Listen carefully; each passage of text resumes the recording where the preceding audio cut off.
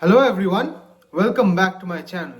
As of 26th February 2026, the West Bengal College Service Commission has published the notification allowing applicants to apply for the post of assistant professor in state-aided government colleges in West Bengal. I thought that this would be the perfect time to tell you everything that you need to know about the College Service Commission interview and its form fill up. So here is a dedicated video on everything that you need to know about the West Bengal College Service Commission form fill up and the subsequent interview that you are about to face. First, let me begin with the nitty-gritties. In order to fill up the form, you need to have completed your post-graduation and you need to have either NET or SET or PhD. Let me make it very clear, you have to have any one of them. Of course, if your PhD is registered before 2009 or completed before 2009, only then you can use PhD as an exemption of not having NET. But if you have both of them, that is both a NET or a SET and a PhD, then of course your chances are higher. But if you are just a fresher who just has NET or SET, or maybe a few years of experience here and there, or you have just started pursuing your PhD, then also this could be a great opportunity for you. Now, what does College Service Commission do? College Service Commission primarily selects its applicants based on an interview and based on their academic point index or API, on which I have a dedicated video on my channel. If you have not watched it, I'll put a link somewhere upwards. You can go ahead and watch that one out. And the difference in any other recruitment with that of College Service Commission is that in terms of College Service Commission, they have their own academic marking metrics, which was last updated in 2020, which was the last time the College Service Commission was held. However, as of today, that is 21st March 2026, this matrix has not been published for the latest advertisement yet. Now, after all the applicants make their applications, the College Service Commission sits down and scrutinizes these applications and sees if any ineligible candidate has applied. That is, what do I mean by ineligible? If you have not completed your PG, you don't have 55% marks or 5% grace if you are from the reserved category, and if you don't have anyone NET, SET or PhD, then you are deemed ineligible. Of course, if you have either of these, then you will be deemed eligible, and then the College Service Commission is going to call you for an interview. Now, what do I mean by an interview? There are several videos on my YouTube channel in the playlist WBCSC and WBPSC preparation, where you can find details about my personal College Service Commission interview, a live teaching demonstration, and a video on the special area which you can choose in terms of your College Service Commission interview. Now, I know many of you are appearing for this interview for the first time in your lives. If you want any extra guidance or support, you are more than welcome to join my batch for College Service Commission aspirants, which is starting from the 3rd of April 2026. It's a 3-month crash course where I'll teach you personally how to deal with these interviews, having dealt with a lot of them myself.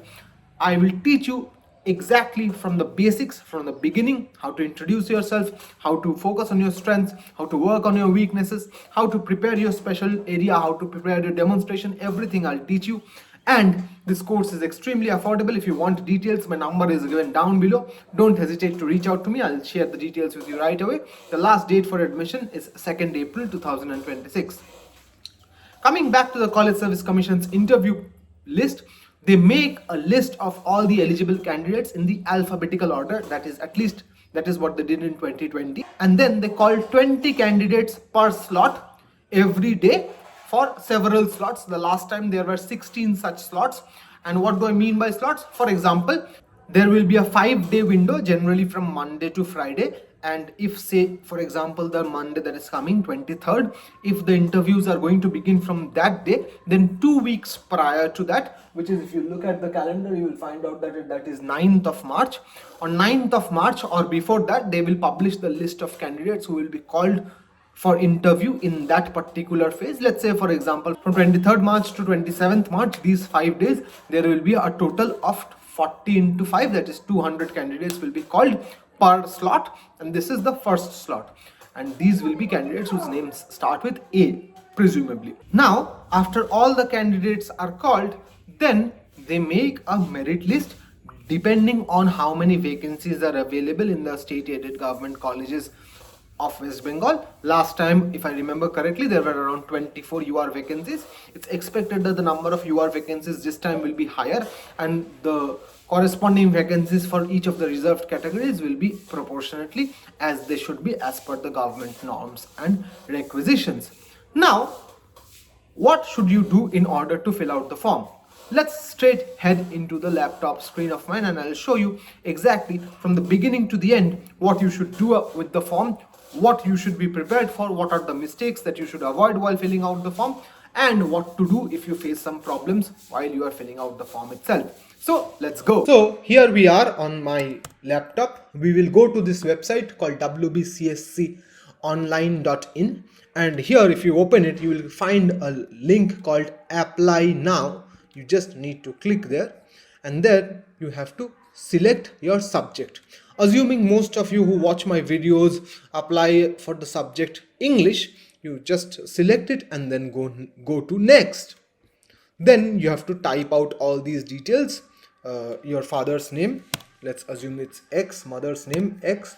Category, be very careful while filling out the category. If you're applying for economically weaker section or otherwise backward classes, you need a certificate which is recent and current and valid, not just now but also during your interview process. And scheduled caste and scheduled tribes, you already know. You put out your date of birth, you have to select here. If your date of birth is like mine, if you're an ancient dinosaur like me, you need to click here and then you need to go back and then go back, select this and select this, and then your date of birth is done. Then you select your marital status, gender, blah blah blah, Aadhaar number, nationality, and fill out all these details. Permanent address, as you can see mine is already filled out. You just need to fill out your permanent address and then select postal address, same as above. Language is known, depending on which languages you know. Bengali, I know English, and I know Hindi, so I'll do yes for all three, and I'll just select yes for all three, and I don't know any other languages, so I'll simply go next. Oh, I have to select my category, I forgot to do it. If you don't select any compulsory section, then you will obviously be redirected to it. Then you can go to next. Here you have to put out your academic qualification details. For example, I am from the ICSC board, so I will put CISCE. You don't need to write the full form for any board. Your year of passing, for example, my year of passing for 2000 is 2012 for class 10. Then your marks obtained, same here. I'll put CISCE, and then my year of passing for class 12th. Marks obtained, you will put whatever marks you have gathered. You will put the full marks, same here. Now, if you are doing your form fill up and you are from the ICSC board, please remember that for the class 10th, EVS as a subject will not be considered in your best of 5. You have to consider the next best subject while you are calculating your marks. UG, PG, you just fill out all these details. The thing is, I cannot go ahead without filling these, so I'll just put random stuff here because mine is already done. I'll just do it as fast as I can. Let's say now you have to be very careful that the marks obtained in your PG has to be more than 55%. It has to be more than 55%. If you have CGPA, might I humbly suggest that you convert it to percentage and then you give it percentage and grade point. You have to fill out all of these because otherwise you won't be able to go to the next step, and I'm filling these out only to show you how you should do it. Those of you who have MPhil, you can put it here, other academic details. For NET, your university or institution will be UGC, whichever year you have passed your NET in, your subject, and then exam pass. This is not compulsory, but you can put MPhil here if you have it. Publications, if you have publications, you can put it here. All the categories are given very clearly. You go put it and then you go to the next page. Most of you are freshers, so you click on here freshers. If you are a SACT, then you put here experienced government approved, in service or SACT. You choose SACT, you name your college, you name your designation from to, and that's done.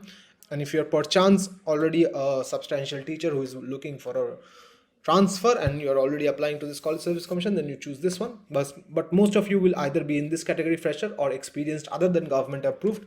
This applies to all private contractual guest teachers. You name your college and institution, you give your designation, you do your from and your to, and then you add how many ever you have. Postdoctoral experience, if you have some, you put it. Awards, please remember that if you have stood first in your college, university, or if you have won some inter-college, inter-house tournaments, these things don't count. Only awards from the state or national government of India, these only count. Then you go to upload your documents. That's done. I'm choosing fresher here so that I can quickly go to next. Then you have to choose your photo, your signature, your date of birth. That is, for date of birth, you can give your birth certificate or the class 10th admit card. You have to give your net document, you have to give your PG mark sheet, and then you do this and you submit.